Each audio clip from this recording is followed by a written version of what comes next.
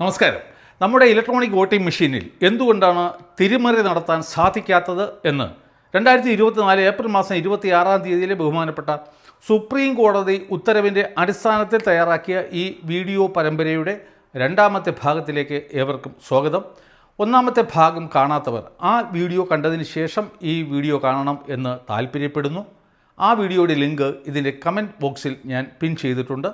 ഇന്നത്തെ വീഡിയോയിൽ ഒരു ഇലക്ട്രോണിക് വോട്ടിംഗ് മെഷീനിന് ഏതൊക്കെയാണ് പ്രധാനപ്പെട്ട ഭാഗങ്ങൾ ഉള്ളത് എന്നും അത് ഓരോന്നിൻ്റെയും കർത്തവ്യം എന്താണെന്നും ബഹുമാനപ്പെട്ട സുപ്രീം കോടതി ഇലക്ട്രോണിക് വോട്ടിംഗ് മെഷീനിൽ കണ്ടെത്തിയ ഗുണമേന്മകൾ എന്തൊക്കെയാണെന്നും കൂടാതെ നമ്മുടെ ബാലറ്റ് യൂണിറ്റിൽ ഓരോ സ്ഥാനാർത്ഥിയുടെയും ഈ സീരിയൽ നമ്പർ എങ്ങനെയാണ് ഫിക്സ് ചെയ്യുന്നത് എന്നതിനെക്കുറിച്ചിട്ടും നമുക്ക് ചർച്ച ചെയ്യാം. ആദ്യമായി ആരാണ് ഈ ഇലക്ട്രോണിക് വോട്ടിംഗ് മെഷീൻ ഉണ്ടാക്കുന്നത് എന്ന് നോക്കാം. നമ്മുടെ ഡിഫൻസ് മിനിസ്ട്രിക്ക് കീഴിലുള്ള ഭാരത് ഇലക്ട്രോണിക് ലിമിറ്റഡ്, അതുപോലെ അറ്റോമിക് എനർജി മിനിസ്ട്രിക്ക് കീഴിലുള്ള ഇലക്ട്രോണിക് കോർപ്പറേഷൻ ഓഫ് ഇന്ത്യ എന്നിവയാണ് നമ്മുടെ ഇലക്ട്രോണിക് വോട്ടിംഗ് മെഷീനുകൾ നിർമ്മിക്കുന്നത്. ഒരു ഇലക്ട്രോണിക് വോട്ടിംഗ് മെഷീനിന് പ്രധാനമായിട്ടും 3 ഭാഗങ്ങളാണ് ഉള്ളത്. ഒന്ന് കൺട്രോൾ യൂണിറ്റ്, 2 ബാലറ്റ് യൂണിറ്റ്, അവിടെയാണ് നാം വോട്ട് ചെയ്യുന്നത്. 3 VVPAT, അവിടെയാണ് നമ്മൾ വോട്ട് ചെയ്തതിന് ശേഷം നമ്മുടെ സ്ഥാനാർത്ഥിയുടെ സീരിയൽ നമ്പരും പേരും അതുപോലെ അദ്ദേഹത്തിൻ്റെ സിമ്പലും നമുക്ക് കാണാൻ സാധിക്കുന്നത്. ഇതൊന്നും കൂടാതെ മറ്റൊരു ഭാഗം കൂടിയുണ്ട്. അതായത് ഈ ഇലക്ട്രോണിക് വോട്ടിംഗ് മെഷീനിൻ്റെ ബാറ്ററി, അത് ഒരു 6 വോൾട്ട് ബാറ്ററിയാണ്. അത് സ്ഥാപിക്കുന്നത് ഈ കൺട്രോൾ യൂണിറ്റിന് അകത്ത് തന്നെയാണ്. നമ്മുടെ ഇലക്ട്രോണിക് വോട്ടിംഗ് മെഷീൻ ഒരു സ്റ്റാൻഡ് അലോൺ എക്യുപ്മെൻ്റാണ്. അതിനർത്ഥം അതിൻ്റെ സ്വന്തം കാലിൽ നിൽക്കാനും സ്വന്തമായിട്ട് പ്രവർത്തിക്കാനും കഴിയും എന്നർത്ഥം. അതായത് പവർ സപ്ലൈക്ക് വേണ്ടി പോലും നമുക്ക് അതിനെ എവിടെയെങ്കിലും കൊണ്ടിട്ട് പ്ലഗ് ഇൻ ചെയ്യേണ്ട ആവശ്യം ഉണ്ടാകുന്നില്ല. Internet, wifi, Bluetooth, radio receiver അങ്ങനെയുള്ള ഒന്നുമായും ഈ EVMനെ നമുക്ക് കണക്റ്റ് ചെയ്യാൻ സാധിക്കില്ല. അതായത് ഒരു തേർഡ് പാർട്ടി മെഷീനുമായിട്ട് ഈ ഇലക്ട്രോണിക് വോട്ടിംഗ് മെഷീനെ നമുക്ക് ബന്ധിപ്പിക്കാൻ കഴിയില്ല. അതുപോലെ ഏതെങ്കിലും ഒരു ഇൻപുട്ട് സോഴ്സിൽ നിന്നും എന്തെങ്കിലും ഒരു ഇൻഫർമേഷൻ ഈ ഇലക്ട്രോണിക് വോട്ടിംഗ് മെഷീന് നൽകാനും സാധ്യമല്ല. ഇലക്ട്രോണിക് വോട്ടിംഗ് മെഷീനിൻ്റെ തലച്ചോറെന്ന് പറയുന്നത് കൺട്രോൾ യൂണിറ്റാണ്. നാം രേഖപ്പെടുത്തുന്ന വോട്ടുകളൊക്കെ തന്നെ റെക്കോർഡ് ചെയ്യപ്പെടുന്നത് കൺട്രോൾ യൂണിറ്റിൽ ആണ്. അതിന് ഒരിക്കൽ മാത്രം പ്രോഗ്രാം ചെയ്യാൻ കഴിയുന്ന ഒരു മെമ്മറിയാണ് അതിനുള്ളത്. നിർമ്മാണ വേളയിൽ തന്നെ അതിൻ്റെ പ്രോഗ്രാം ഈ മൈക്രോ കൺട്രോളറിൽ ബേൺ ചെയ്യപ്പെടുന്നു. അങ്ങനെ ഒരു പ്രാവശ്യം എഴുതപ്പെട്ട ആ പ്രോഗ്രാം പിന്നെ അതിൽ ഒന്നും തന്നെ ചെയ്യാൻ കഴിയുന്നതല്ല. അതുകൊണ്ട് ഒരു EVM നിർമ്മിച്ചു കഴിഞ്ഞാൽ, കൺട്രോൾ യൂണിറ്റ് നിർമ്മിച്ചു കഴിഞ്ഞാൽ അതിൻ്റെ പ്രോഗ്രാം അതേപടി തന്നെ നിലനിൽക്കുന്നു. അത് ഒരു കാൽക്കുലേറ്ററിനെ പോലെ പ്രവർത്തിക്കുന്നു. ഈ വോട്ടിംഗ് ആകെ നിയന്ത്രിക്കുന്നത് കൺട്രോൾ യൂണിറ്റാണ്. ഇവിടെ വളരെ രസകരമെങ്കിലും വളരെ പ്രാധാന്യമുള്ള ഒരു കാര്യം നാം അറിഞ്ഞിരിക്കണം. ഈ കൺട്രോൾ യൂണിറ്റിന് ഇന്ത്യയിലെ രാഷ്ട്രീയ പാർട്ടികളെയോ അതിൻ്റെ നേതാക്കളെയോ ഈ തെരഞ്ഞെടുപ്പിൽ മത്സരിക്കുന്ന സ്ഥാനാർത്ഥികളെയോ അതുപോലെ അവർക്ക് അനുവദിക്കപ്പെട്ട ചിഹ്നങ്ങൾ എന്താണെന്നോ ഒന്നും തന്നെ അതിന് അറിയില്ല എന്നുള്ള ഒരു വസ്തുതയാണ്. അപ്പോൾ സ്വാഭാവികമായിട്ടും ഉയരാൻ സാധ്യതയുള്ള ഒരു ചോദ്യമുണ്ട്. അതായത് എങ്കിൽ പിന്നെ എങ്ങനെയാണ് ഒരു പാർട്ടിക്ക് എത്ര വോട്ട് കിട്ടി, അല്ലെങ്കിൽ ഒരു സ്ഥാനാർത്ഥിക്ക് എത്ര വോട്ട് കിട്ടി, അല്ലെങ്കിൽ ഒരു ചിഹ്നത്തിന് എത്ര വോട്ട് കിട്ടി, അത് എങ്ങനെ തിരിച്ചറിയും എന്നുള്ള കാര്യമാണ് നാം മനസ്സിലാക്കേണ്ടത്. ഇവിടെ സംഭവിക്കുന്നത്, നാം ബാലറ്റ് യൂണിറ്റിൽ ഒരു വോട്ട് ചെയ്യുമ്പോൾ അവിടെ ആകെ 16 ബട്ടണാണ് ഉള്ളത്. അതിൽ ഏതെങ്കിലും ഒന്നായിരിക്കും നമ്മൾ പ്രസ് ചെയ്യുക. അപ്പോൾ എന്താണ് സംഭവിക്കുന്നത് എന്ന് വെച്ച് കഴിഞ്ഞാൽ ഈ ബാലറ്റ് യൂണിറ്റ് എത്രാമത്തെ ബട്ടണാണ് അമർത്തപ്പെട്ടത് എന്നുള്ള കാര്യം ഇൻഫർമേഷൻ കൺട്രോൾ യൂണിറ്റിനെ അറിയിക്കും. അപ്പോൾ കൺട്രോൾ യൂണിറ്റ് എന്ന് ചെയ്യുമെന്ന് വെച്ച് കഴിഞ്ഞാൽ സപ്പോസ് 5ാമത്തെ ബട്ടണാണ് അമർത്തിയത് എന്ന് കരുതുക. കൺട്രോൾ യൂണിറ്റ് അവിടെ റെക്കോർഡ് ചെയ്യുന്നത് 5ാമത്തെ ബട്ടണ് ഒരു വോട്ട് എന്നായിരിക്കും. അല്ലാതെ ഏതെങ്കിലും സ്ഥാനാർത്ഥിക്കോ അല്ലെങ്കിൽ ഏതെങ്കിലും ചിഹ്നത്തിനോ ഒരു വോട്ട് കിട്ടിയതായിട്ട് ഈ കൺട്രോൾ യൂണിറ്റിന് രേഖപ്പെടുത്താൻ കഴിയില്ല. അതുപോലെ തന്നെ ഈ പോളിങ്ങിൻ്റെ സമയത്ത് ആകെ ഈ 16 ബട്ടണിലും കൂടി ആകെ എത്ര പ്രാവശ്യം വോട്ട് രേഖപ്പെടുത്തപ്പെട്ടു എന്നുള്ള കാര്യവും അതായത് ആകെ പോൾ ചെയ്ത വോട്ട് എത്രയാണെന്നും ഈ കൺട്രോൾ യൂണിറ്റ് റെക്കോർഡ് ചെയ്യും. ഈ കൺട്രോൾ യൂണിറ്റിന് ആകെ 4 ബട്ടണാണ് ഉള്ളത്. ഒന്നാമതായി ബാലറ്റ് ബട്ടൺ, അത് പ്രസ് ചെയ്താൽ മാത്രമേ ഒരാൾക്ക് വോട്ട് ചെയ്യാൻ സാധിക്കൂ. രണ്ടാമത്തേതായിട്ട് ക്ലോസ് ബട്ടൺ, അതായത് ഈ പോളിംഗ് ഒക്കെ കഴിഞ്ഞതിന് ശേഷം ഈ ക്ലോസ് ബട്ടൺ പ്രസ് ചെയ്ത് കഴിഞ്ഞാൽ പിന്നെ അതിൽ ആർക്കും തന്നെ ഒരു വോട്ട് ചെയ്യാൻ സാധ്യമല്ല. അതിനുശേഷം വേണമെന്നുണ്ടെങ്കിൽ ഈ റിസൾട്ട് ബട്ടൺ പ്രസ് ചെയ്യാം. അത് കൗണ്ടിങ്ങിൻ്റെ ദിവസത്ത് ആയിരിക്കും. അത് പ്രസ് ചെയ്യുമ്പോൾ ഈ ഫലം അറിയാൻ സാധിക്കും. അതിനുശേഷം വീണ്ടും ഇതിനെ കൊണ്ടുപോയിട്ട് സ്ട്രോങ് റൂമിൽ വയ്ക്കും. 45 ദിവസം വരെ അങ്ങനെ തന്നെ എല്ലാ ഡേറ്റയോടും കൂടി അതിനെ സൂക്ഷിക്കും. 45 ദിവസത്തിന് ശേഷം എന്തെങ്കിലും ഒരു ഇലക്ഷൻ കേസ് ആരെങ്കിലും ഫയൽ ചെയ്യാത്ത പക്ഷം അതിൽ പിന്നെയാണ് ഈ ക്ലിയർ ബട്ടൺ പ്രസ് ചെയ്യുക. അതോടുകൂടി അതിൽ സ്റ്റോർ ചെയ്തിരുന്ന എല്ലാ ഡേറ്റകളും അപ്രത്യക്ഷമാകും, ഇറാസ് ചെയ്യപ്പെടും. അപ്പോൾ ഈ 4 ബട്ടൻ്റെയും ഡ്യൂട്ടികൾ ഇതൊക്കെയാണ്. നമുക്കെല്ലാവർക്കും അറിയാം, പോളിംഗ് ദിവസം രാവിലെ തന്നെ ഈ ഇലക്ഷൻ ഏജൻറ്റുമാരുടെ സാന്നിധ്യത്തിൽ പോളിംഗ് ഓഫീസർ അല്ലെങ്കിൽ പ്രിസൈഡിംഗ് ഓഫീസർ ഒരു മോക്ക് പോൾ നടത്തും. അതിൽ എല്ലാം ശരിയാണെങ്കിൽ മാത്രമേ, എല്ലാ ഫലങ്ങളും ശരിയായിട്ട് വരുന്നു എങ്കിൽ മാത്രമേ ഈ കൺട്രോൾ യൂണിറ്റ് സീൽ ചെയ്തതിന് ശേഷം അതിൽ ഈ പൊളിറ്റിക്കൽ ഏജൻറ്റുമാരുടെ ഒപ്പൊക്കെ വാങ്ങിയതിന് ശേഷം ആ കൺട്രോൾ യൂണിറ്റ് ഈ ഇലക്ഷന് പോളിങ്ങിന് വേണ്ടിയിട്ട് ഉപയോഗിക്കും. അതുപോലെ ഒരു ദിവസത്തെ പോളിംഗ് കഴിഞ്ഞു കഴിഞ്ഞാൽ വീണ്ടും ഈ പൊളിറ്റിക്കൽ ഏജൻറ്റുമാരുടെ സാന്നിധ്യത്തിൽ തന്നെ കൺട്രോൾ യൂണിറ്റിലെ ക്ലോസ് ബട്ടൺ പ്രസ് ചെയ്യുന്നു. അതിനുശേഷം അതിനെ പാക്ക് ചെയ്യുന്നു. അതിലും ഈ പോളിംഗ് ഏജൻറ്റുമാരുടെ ഒപ്പ് ഇടേണ്ടതായിട്ടുണ്ട്. അതിനുശേഷമാണ് ഇതിനെ സ്ട്രോങ് റൂമിലേക്ക് അയക്കുന്നത്. അപ്പോൾ അങ്ങനെ അയച്ചു കഴിഞ്ഞാൽ ഈ സീലുകൾ പൊട്ടിക്കാതെ ഒരു ശക്തിക്കും ഈ കൺട്രോൾ യൂണിറ്റിലേക്ക് പിന്നെ കടന്നു കയറാൻ സാധ്യമല്ല.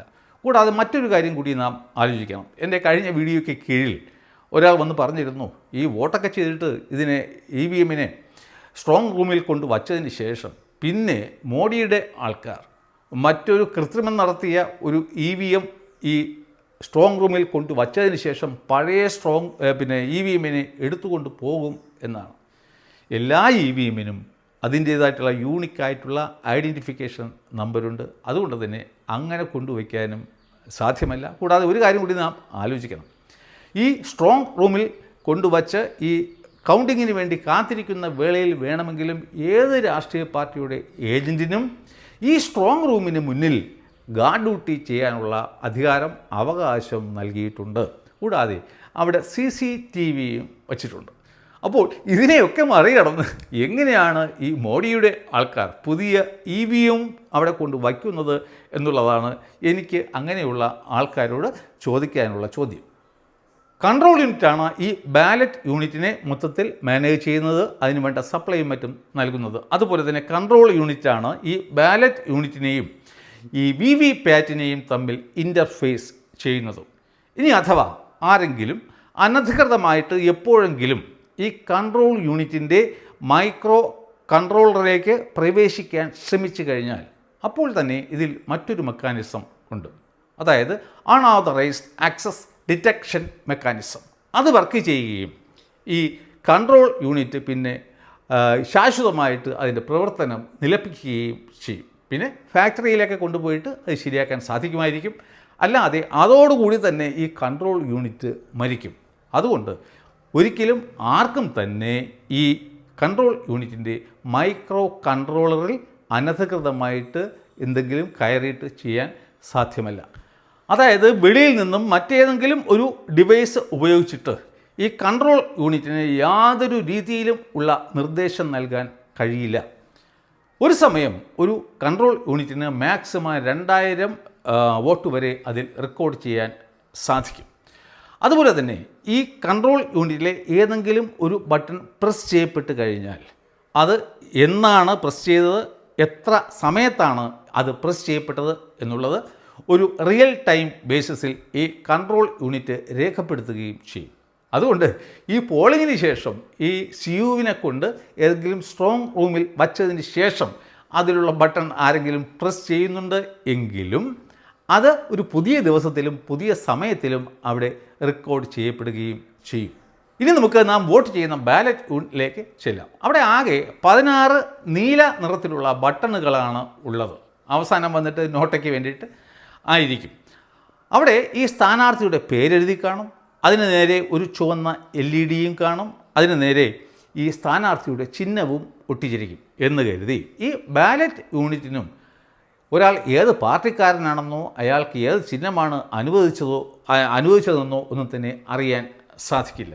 ഇത് നമുക്കറിയാൻ വോട്ട് ചെയ്യാൻ പോകുന്ന ആളിന് അയാളുടെ സ്ഥാനാർത്ഥി ആരാണെന്ന് കാണാനുള്ള പേരെഴുതിയിട്ടുണ്ട്, ഏത് ചിഹ്നത്തിലാണ് അയാൾ വോട്ട് ചെയ്യാൻ പോകുന്നത്. അതിന് വേണ്ടിയിട്ട് ആ വോട്ടർക്ക് അറിയാൻ വേണ്ടി മാത്രമാണ് അവിടെ ഈ ചിഹ്നം എഴുതി ഒട്ടിച്ചിരിക്കുന്നത്. അല്ലാതെ ഈ ബാലറ്റ് യൂണിറ്റിന് ഈ ആരാണ് സ്ഥാനാർത്ഥി, ഏതാണ് പാർട്ടി, ഏതാണ് ചിഹ്നം എന്നത് ഒന്നും തന്നെ അറിയില്ല. അപ്പോൾ ഒരാൾ ഈ വോട്ട് ചെയ്യാൻ വേണ്ടി ആ കമ്പാർട്ട്മെൻറ്റിലേക്ക് പോകുന്നതിന് മുമ്പായി തന്നെ പോളിംഗ് ഓഫീസർ ഈ ബാലറ്റ് ബട്ടൺ ഓൺ ചെയ്യും. അതിനുശേഷം അയാൾ വോട്ട് ചെയ്യാൻ വേണ്ടി പോകുന്നു. അവിടെ ചെന്നതിന് ശേഷം ഏതെങ്കിലും ഒരു സീരിയൽ നമ്പറിന് നേരെ, ചിഹ്നം ഏതായിക്കോട്ടെ സ്ഥാനാർത്ഥിയും ആയിക്കോട്ടെ എങ്കിൽ തന്നെയും അവിടെ ഒരു സീരിയൽ നമ്പർ കാണും. അതിന് നേരെയുള്ള ഈ നീല ബട്ടണിൽ പ്രസ് ചെയ്യുന്നു. അപ്പോൾ എന്ത് സംഭവിക്കും എന്ന് വെച്ച് കഴിഞ്ഞാൽ ഈ സ്ഥാനാർത്ഥിയുടെ പേരിന് നേരെ ഉള്ള ഒരു ചുവന്ന LED അത് ഗ്ലോ ചെയ്യും. അതിനുശേഷം അതൊരു മെസ്സേജ് കൺട്രോൾ യൂണിറ്റിലേക്ക് അയക്കും. അതായത് ഇത്രാമത്തെ ബട്ടൺ പ്രസ് ചെയ്യപ്പെട്ടിരിക്കുന്നു, അതായത് ഫോർ എക്സാമ്പിൾ 5ാമത്തെ ബട്ടൺ പ്രസ് ചെയ്തിരിക്കുന്നു. അപ്പോൾ കൺട്രോൾ യൂണിറ്റ് അവിടെ നിന്നും ആ 5ാമത്തെ ബട്ടൺ പ്രസ് ചെയ്യപ്പെട്ടിരിക്കുന്നു എന്നുള്ള സന്ദേശം നേരെ VVPAT-ലേക്ക് അയക്കും. അപ്പോൾ ഈ 5ാമത്തെ ബട്ടണ് നേരെയുള്ള സ്ഥാനാർത്ഥി ആരാണ്, അക്കാര്യം VVPAT പ്രിൻ്റ് ചെയ്യും. അതുപോലെ അയാൾക്ക് അനുവദിക്കപ്പെട്ടിരിക്കുന്ന ചിഹ്നം ഏതാണ്, ആ ചിഹ്നവും അവിടെ പ്രിൻ്റ് ചെയ്യും. അതിനുശേഷം 7 സെക്കൻഡ് നേരം ഈ വോട്ട് ചെയ്ത ആൾക്ക് ആ VVPAT-ലൂടെ അയാളുടെ സ്ഥാനാർത്ഥിയും ചിഹ്നവും ഒക്കെ ശരിയാണോ എന്ന് കാണാനുള്ള ഒരു സംവിധാനം ഉണ്ട്. അതിനുശേഷം എന്ത് പറ്റും എന്ന് വെച്ച് കഴിഞ്ഞാൽ ഈ VVPAT അതിൻ്റെ റോളിൽ നിന്നും കട്ട് ചെയ്യപ്പെടും. അത് നേരെ VVPAT-ൻ്റെ ആ ബോക്സിൻ്റെ താഴേക്ക് പോകും. അവിടെ ഒരു സെൻസറുണ്ട്, ഇത് വന്ന് ഫാൾസ് സെൻസർ. ഇത് ചെന്ന് വീഴുന്ന സമയം ഓക്കെ എന്നുള്ള ഒരു കൺഫർമേഷൻ VVPAT കൺട്രോൾ യൂണിറ്റിന് കൊടുക്കും. ഫോർ എക്സാമ്പിൾ 5ാമത്തെ ബട്ടണാണ് പ്രസ് ചെയ്തത് എങ്കിൽ കൺട്രോൾ യൂണിറ്റ് അവിടെ 5ാമത്തെ സീരിയൽ നമ്പറിന് നേരെ ഒരു വോട്ട് ആഡ് ചെയ്യും. അതുപോലെ തന്നെ ഈ ബാലറ്റ് യൂണിറ്റിൽ ആകെ എല്ലാ ബട്ടണും കൂടി ചേർന്ന് എത്ര പ്രാവശ്യം പ്രസ് ചെയ്യപ്പെട്ടു എന്നുള്ള കാര്യവും കൺട്രോൾ യൂണിറ്റ് റെക്കോർഡ് ചെയ്യും. അതാണ് ടോട്ടൽ പോൾ ചെയ്ത വോട്ടുകൾ. ഇനി നമുക്ക് VVPAT എന്താണെന്ന് നോക്കാം. അതിലും ഒരു പ്രാവശ്യം മാത്രം പ്രോഗ്രാം ചെയ്യാൻ കഴിയുന്ന ഒരു മെമ്മറിയാണ് ഉള്ളത്. അതിനകത്ത് ഈ 4 MB ഫ്ലാഷ് മെമ്മറീസ് കാണും. അത് എന്തിനാണെന്ന് വെച്ച് കഴിഞ്ഞാൽ ഈ ഭാവിയിൽ എന്തെങ്കിലും ഇലക്ഷന് ഉപയോഗിക്കുമ്പോൾ ഓരോ സ്ഥാനാർത്ഥിക്കും വേണ്ടിയിട്ട് ബിറ്റ് മാപ്പ് ഫയൽസ് ഉണ്ടാക്കും. അതിൽ സ്റ്റോർ ചെയ്യാൻ വേണ്ടിയിട്ടാണ് ഈ ഫ്ലാഷ് മെമ്മറീസ് ഉള്ളത്. അതായത് ഈ ഫാക്ടറിയിൽ നിന്നും ഇത് VVPAT ഉണ്ടാക്കി പുറത്തേക്ക് അയക്കുമ്പോൾ അതിലുള്ള ഈ ഫ്ലാഷ് മെമ്മറീസ് ഒക്കെ തന്നെ ബ്ലാങ്ക് ആയിരിക്കും. അപ്പോൾ ഇലക്ഷന് മുമ്പായിട്ട് ഈ സ്ഥാനാർത്ഥിക്ക് ചിഹ്നം ഒക്കെ അനുവദിക്കുന്നതിന് മുൻപായിട്ട് നാം അതിൽ ഒരു മോക്ക് പോൾ നടത്തുകയാണ് എന്നുണ്ടെങ്കിൽ അവിടെ പ്രിൻ്റ് ചെയ്ത് വരുന്നത് എത്രാമത്തെ സീരിയൽ നമ്പരാണ് എന്നുള്ള കാര്യം മാത്രമായിരിക്കും. അതായത് ബാലറ്റ് യൂണിറ്റിൽ നമ്മളിപ്പോൾ 6ാമത്തെ ബട്ടണാണ് പ്രസ് ചെയ്തതെങ്കിൽ അതിൽ ഈ VVPAT 6 എന്ന് മാത്രം അടിച്ചു വരും. അവിടെ സ്ഥാനാർത്ഥിയുടെ പേരും കാണത്തില്ല, ഒരു ചിഹ്നവും കാണത്തില്ല. അപ്പോൾ എങ്ങനെയാണ് ഈ ഇലക്ഷന് തൊട്ട് മുമ്പായിട്ട് ഓരോ സ്ഥാനാർത്ഥിയുടെ പേരും അതുപോലെ തന്നെ അയാൾക്ക് നൽകപ്പെട്ട ചിഹ്നവും എങ്ങനെയാണ് ഈ VVPAT-ൽ ലോഡ് ചെയ്യുന്നത് എന്നുള്ള കാര്യം നമുക്ക് അടുത്ത വീഡിയോയിൽ കാണാം. അപ്പോൾ ഇതിനകത്ത് ഒരു റോളുണ്ട്, പേപ്പർ റോളുണ്ട്. അതിൽ 1500 ഈ VVPAT സ്ലിപ്പുകൾക്കുള്ള പേപ്പർ അതിൽ കാണും. ഈ VVPAT ഉപയോഗിക്കുമ്പോൾ 1 മിനിറ്റിൽ മാക്സിമം ചെയ്യാൻ കഴിയുന്ന വോട്ടുകളുടെ എണ്ണം 4 മാത്രമാണ്. അതായത് 15 സെക്കൻഡിൽ ഒരു വോട്ട് ചെയ്യാൻ സാധിക്കും. അപ്പോൾ നാം കേട്ടിട്ടുണ്ട്, പ്രത്യേകിച്ചും വടക്കേ ഇന്ത്യയിൽ ഈ ബാലറ്റ് പേപ്പർ സംവിധാനം ഉണ്ടായിരുന്ന സമയത്ത് ആൾക്കാർ ഈ ബൂത്ത് കയ്യേറിയതിന് ശേഷം 1/2 മണിക്കൂറിനകം അല്ലെങ്കിൽ 10 മിനിറ്റിനകം കുറേ ആൾക്കാർ ഇരുന്നിട്ട് എല്ലാ ബാലറ്റിലും വോട്ട് ചെയ്ത് പെട്ടിയിൽ നിക്ഷേപിച്ച് പോകുന്ന ഒരു കാലഘട്ടം ഉണ്ടായിരുന്നു.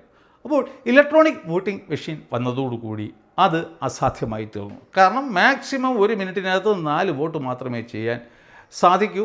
അങ്ങനെ ഒരു ബൂത്ത് പിടിച്ചടക്കാൻ സാധ്യമല്ലാത്ത ഒരു സിനാറിയോ അതാണ് ഈ ഇലക്ട്രോണിക് വോട്ടിംഗ് മെഷീൻ്റെ ഉപയോഗത്തിലൂടെ നിലവിൽ വന്നത്. അതായത് ബോഗസ് വോട്ടിംഗ് ചെയ്യാൻ കഴിയില്ല എന്നർത്ഥം. ഈ VVPAT സംവിധാനം നിലവിൽ വരുന്നതിന് മുമ്പായിട്ട് ഇലക്ട്രോണിക് വോട്ടിംഗ് മെഷീനിന് 2 യൂണിറ്റ് ഉണ്ടായിരുന്നുള്ളൂ, കൺട്രോൾ യൂണിറ്റും ബാലറ്റ് യൂണിറ്റും. അന്ന് എങ്ങനെയാണ് വോട്ട് രേഖപ്പെടുത്തിയിരുന്നത്? അതായത് സപ്പോസ് നമ്മൾ ചെന്നിട്ട് ഈ ബാലറ്റ് യൂണിറ്റിലെ 7ാമത്തെ ബട്ടൺ പ്രസ് ചെയ്യുന്നു. ഉടനെ തന്നെ ഈ ബാലറ്റ് യൂണിറ്റ് കൺട്രോൾ യൂണിറ്റിന് നിർദ്ദേശം നൽകും 7ാമത്തെ ബട്ടൺ പ്രസ് ചെയ്തിരിക്കുന്നു. അപ്പോൾ കൺട്രോൾ യൂണിറ്റ് അവിടെ രേഖപ്പെടുത്തും. 7ാമത്തെ ബട്ടണ് നേരെ ഒരു വോട്ട് അവിടെ രേഖപ്പെടുത്തും. അതിനുശേഷം മറ്റൊരാൾ വന്ന് വീണ്ടും 7ലാണ് പ്രസ് ചെയ്യുന്നത് എന്നുണ്ടെങ്കിൽ വീണ്ടും കൺട്രോൾ യൂണിറ്റിന് ഇൻഫർമേഷൻ കിട്ടും. കൺട്രോൾ യൂണിറ്റ് അത് 1+1=2 എന്ന് അവിടെ രേഖപ്പെടുത്തും. അതുപോലെ തന്നെ ആകെ ഈ ബട്ടണുകളെല്ലാം കൂടി അന്നത്തെ പോളിങ്ങിൻ്റെ ദിവസം ആകെ എത്ര പ്രാവശ്യം പ്രസ് ചെയ്യപ്പെട്ടു എന്നുള്ള കാര്യവും ഈ കൺട്രോൾ യൂണിറ്റ് രേഖപ്പെടുത്തും. അത് ഏത് നിമിഷം വേണമെങ്കിലും ഈ ഇലക്ഷൻ്റെ ഇടയ്ക്ക് തന്നെ പ്രിസൈഡിംഗ് ഓഫീസർക്ക് വേണമെങ്കിൽ അത് ടോട്ടൽ എത്ര വോട്ട് പോൾ ചെയ്തു എന്നുള്ള കാര്യം അറിയാൻ സാധിക്കും. അതിൻ്റെ അടിസ്ഥാനത്തിലാണ് സപ്പോസ് 11 മണി കഴിയുമ്പോൾ ഈ presiding officer election commission information നൽകും. 11 മണിയായപ്പോൾ ഇത്ര ശതമാനം വോട്ടുകൾ രേഖപ്പെടുത്തപ്പെട്ടു എന്നുള്ള കാര്യം. അതിൻ്റെ അടിസ്ഥാനത്തിലാണ് ഈ ചാനലുകളിലും മറ്റും ഇത്ര മണിക്ക് ഇത്ര ശതമാനം വോട്ടുകൾ രേഖപ്പെടുത്തപ്പെട്ടു എന്നുള്ള കാര്യം നാട്ടുകാരെ അറിയിക്കുന്നത്. പിന്നെ ഈ കൗണ്ടിങ്ങിൻ്റെ ദിവസം ഈ മെഷീൻ സ്ട്രോങ് റൂമിൽ നിന്നും കൺട്രോൾ യൂണിറ്റ് വെളിയിലെടുക്കും. അതിനുശേഷം സീലൊക്കെ ഭദ്രമാണോ എന്ന് നോക്കും. അതിനുശേഷം സീലൊക്കെ പൊട്ടിച്ചതിന് ശേഷം ഈ റിസൾട്ട് ബട്ടൺ പ്രസ് ചെയ്യും. അപ്പോൾ ഓരോ നമ്പറിനും ഓരോ സീരിയൽ നമ്പറിനും എത്ര വീതം വോട്ടുകൾ കിട്ടി എന്നുള്ള ആ ഒരു റിസൾട്ട് ഈ കൺട്രോൾ യൂണിറ്റ് നൽകും. അതായത് 1ാമത്തെ സീരിയൽ നമ്പറിന് ഇത്ര വോട്ട്, 2ാമത്തെ സീരിയൽ നമ്പറിന് ഇത്ര വോട്ട്, അങ്ങനെ ആയിരിക്കും ഈ ഫലപ്രഖ്യാപനം ഈ കൺട്രോൾ യൂണിറ്റ് നൽകുക. അത് എടുത്തതിന് ശേഷം 1ാമത്തെ സീരിയൽ നമ്പർ ആരാണെന്ന് നോക്കും. അത് CPM സ്ഥാനാർത്ഥിയാണ്, അയാൾക്ക് ഇത്ര വോട്ട്. 2ാമത്തെ ആൾ കോൺഗ്രസ് ആണ്, ഇത്ര വോട്ട്. 3ാമത്തെ ആൾ BJP ആണ്, ഇത്ര വോട്ട്. അങ്ങനെ എല്ലാ ബൂത്തിലെയും ഈ ഫലം നോക്കിയതിന് ശേഷമാണ് ഒരു ഇലക്ഷൻ്റെ ഫലപ്രഖ്യാപനം നടക്കുന്നത്. എങ്ങനെയാണ് ഓരോ സ്ഥാനാർത്ഥിക്കും ഓരോ സീരിയൽ നമ്പർ അനുവദിക്കുന്നത് എന്നുള്ള കാര്യം ഈ വീഡിയോയുടെ അവസാന ഭാഗത്ത് നമുക്ക് ചർച്ച ചെയ്യാം. ഇനി നമുക്ക് EVMൻ്റെ ബാറ്ററിയിലേക്ക് വരാം. ഹരിയാന ഇലക്ഷന് ശേഷമാണെന്ന് തോന്നുന്നു ഒരു വാർത്ത കേട്ടു. ഈ ബാറ്ററിയുടെ ചാർജ് കൂടുന്നതും കുറയുന്നതും അനുസരിച്ചിട്ട് ഫലത്തിലും വ്യത്യാസം വരുന്നു എന്നുള്ള കാര്യം അത് തികച്ചും തെറ്റായ ഒരു കാര്യമാണ്. ഇവിടെ നമ്മുടെ ഭാരത് ഇലക്ട്രോണിക് ലിമിറ്റഡും ഇലക്ട്രോണിക് കോർപ്പറേഷൻ ഓഫ് ഇന്ത്യയും നിർമ്മിക്കുന്ന special non rechargeable high power alkaline ബാറ്ററീസാണ് ഇതിന് വേണ്ടിയിട്ട് ഉപയോഗിക്കുന്നത്. 6 വോൾട്ടാണ് അതിൻ്റെ ഔട്ട്പുട്ട്. അത് ഒരിക്കൽ ഈ ചാർജൊക്കെ പൊയ്ക്കഴിഞ്ഞാൽ അതിന് ഒരിക്കലും തന്നെ റീചാർജ് ചെയ്യില്ല. അതിനർത്ഥം എന്താണ്? എല്ലാ ഇലക്ഷനും ഉപയോഗിക്കുന്നത് പുതുപുത്തൻ ബാറ്ററി തന്നെയാണ്. ഈ പോളിംഗ് ദിവസത്തേക്കും അതുപോലെ തന്നെ കൗണ്ടിംഗ് ദിവസത്തേക്കും ഒരു ബാറ്ററി തന്നെ മതിയാകും. 1000-നും 2000-നും ഇടയ്ക്ക് വോട്ടുകൾ ഒരു ബാറ്ററിയുടെ സഹായത്താൽ ചെയ്യാൻ കഴിയും. ഒരിക്കലും തന്നെ ഞാൻ നേരത്തെ പറഞ്ഞതുപോലെ ഡിസ്ചാർജ് ആയിക്കഴിഞ്ഞാൽ പിന്നെ ആ ബാറ്ററി ഒരിക്കലും തന്നെ റീചാർജ് ചെയ്യില്ല. ഇനി നമുക്ക് സുപ്രീം കോടതി വിധിയുടെ 33ാമത്തെ ഖണ്ഡികയിൽ EVMൻ്റെ സവിശേഷതകൾ, ഗുണമേന്മകൾ എന്തൊക്കെയാണെന്ന് എടുത്തു പറയുന്നു. അതെന്താണെന്ന് നമുക്കൊന്ന് പരിശോധിക്കാം. എക്സ്റ്റേണൽ പവർ സപ്ലൈ ഇല്ലാതെ തന്നെ പ്രവർത്തിക്കുന്നു എന്നുള്ളതാണ് 1ാമത്തെ ഗുണമേന്മ. ബട്ടൺ അമർത്തി വോട്ട് ചെയ്യുന്നതിനാൽ ബാലറ്റ് പേപ്പറിലെ പോലെ വോട്ട് അസാധു ആകുന്നില്ല. 1 മിനിറ്റിൽ കൂടിയാൽ 4 വോട്ട് മാത്രമേ ചെയ്യാൻ സാധിക്കൂ എന്നതിനാൽ ബൂത്ത് ക്യാപ്ചറിങ് നടക്കില്ല. പോളിംഗിന് ശേഷം ക്ലോസ് ബട്ടൺ പ്രസ് ചെയ്ത് കഴിഞ്ഞാൽ പിന്നെ വോട്ട് ചെയ്യാൻ കഴിയില്ല. വോട്ട് എണ്ണൽ എളുപ്പമാക്കുന്നു. വോട്ടർക്ക് ബീപ്പ് സൗണ്ട് കേൾക്കുന്നതിലൂടെ തൻ്റെ വോട്ട് രേഖപ്പെടുത്തപ്പെട്ടു എന്നും VVPAT-യിലൂടെ താൻ ഉദ്ദേശിച്ച സ്ഥാനാർത്ഥിക്ക് തന്നെയാണ് വോട്ട് കിട്ടിയതെന്നും ബോധ്യപ്പെടുന്നു. ടോട്ടൽ ബട്ടൺ പ്രസ് ചെയ്താൽ അതുവരെ പോൾ ചെയ്ത വോട്ട് എത്രയാണെന്ന് അറിയാൻ കഴിയും. EVM പ്രോഗ്രാം നിർമ്മാണ വേളയിൽ തന്നെ മൈക്രോ കൺട്രോളറിൽ എഴുതി ചേർക്കുന്നതിനാൽ പിന്നെ അത് മാറ്റാൻ സാധിക്കില്ല. EVMന് രാഷ്ട്രീയ പാർട്ടിയെയോ സ്ഥാനാർത്ഥിയെയോ തിരിച്ചറിയാനുള്ള കഴിവില്ല. ഒരു EVM നിർമ്മിക്കുന്നത് തിരഞ്ഞെടുപ്പിന് വളരെ മുമ്പാണ്. അത് ഏത് സംസ്ഥാനത്തേക്ക് പോകുമെന്നോ ആ സംസ്ഥാനത്തെ ഏത് ജില്ലയിലേക്ക് പോകുമെന്നോ ആ ജില്ലയിലെ ഏത് മണ്ഡലത്തിലേക്ക് പോകുമെന്നോ ആ മണ്ഡലത്തിലെ ഏത് പോളിംഗ് ബൂത്തിലേക്ക് പോകുമെന്നോ അവിടെ ആരൊക്കെ ആയിരിക്കും സ്ഥാനാർത്ഥികളെന്നോ അവരുടെ ബാലറ്റ് യൂണിറ്റിലെ സീരിയൽ നമ്പർ എന്തായിരിക്കുമെന്നോ അവരുടെ ചിഹ്നം എന്തായിരിക്കുമെന്നോ EVMന് അറിയില്ല. അതിനാൽ നേരത്തെ തന്നെ ഒരു EVM ഏതെങ്കിലും ഒരു രാഷ്ട്രീയ പാർട്ടിയെ സ്വാധീനിക്കാനായി പ്രീ പ്രോഗ്രാം ചെയ്യാൻ സാധിക്കില്ല എന്നും കോടതി പറയുന്നുണ്ട്. ഇനി നമുക്ക് ഓരോ സ്ഥാനാർത്ഥിക്കും എങ്ങനെയാണ് ഒരു സീരിയൽ നമ്പർ അനുവദിക്കുന്നത് എന്ന് നോക്കാം. അതായത് ഈ ഇലക്ഷന് വളരെ തൊട്ട് മുമ്പായിട്ടാണ് ഈ സിമ്പൽ ലോഡിംഗ് നടക്കുന്ന സമയത്താണ് ഈ സീരിയൽ നമ്പർ അനുവദിക്കുന്നത്. ആദ്യം ചെയ്യുന്നത് ഈ നാഷണലി റിക്കഗ്നൈസ്ഡ് പൊളിറ്റിക്കൽ പാർട്ടിയുടെ കാൻഡിഡേറ്റ്സിനെ എടുക്കും. അതിനുശേഷം അവരുടെ ആൽഫബറ്റിക്കൽ ഓർഡറിൽ അവരുടെ പേരിൻ്റെ അടിസ്ഥാനത്തിൽ അവർക്ക് 1, 2, 3 അങ്ങനെ ഓരോ സീരിയൽ നമ്പർ അനുവദിക്കും. അതിനുശേഷം സ്റ്റേറ്റ് റിക്കഗ്നൈസ്ഡ് പൊളിറ്റിക്കൽ പാർട്ടീസ് അതിൻ്റെ സ്ഥാനാർത്ഥികളെ എടുക്കും. വീണ്ടും അവരുടെ പേരിൻ്റെ ആൽഫബറ്റിക് ഓർഡറിൽ അവർക്കും താഴോട്ട് സ്ഥാനം നൽകും. മൂന്നാമത്തെ കാറ്റഗറി എന്ന് പറയുന്നത് സ്റ്റേറ്റ് രജിസ്റ്റേർഡ് പാർട്ടീസാണ്.